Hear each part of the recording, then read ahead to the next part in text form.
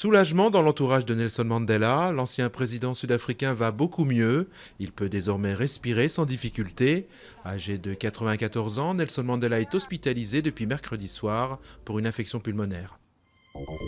La Corée du Nord en état de guerre avec le Sud, une nouvelle menace de Pyongyang, prise au sérieux par Washington mais plutôt minimisée par Séoul. Moscou appelle les deux Corées et les États-Unis à faire preuve de retenue et de responsabilité. La direction de PSA envisagerait d'augmenter la durée du travail dans certaines usines, selon le Figaro. Il s'agirait notamment d'augmenter le travail en journée tout en supprimant le travail de nuit, plus onéreux. La proposition serait faite en mai au syndicat, peu après la fin de la validation du processus de restructuration, qui comprend la fermeture du site d'Aulnay-sous-Bois.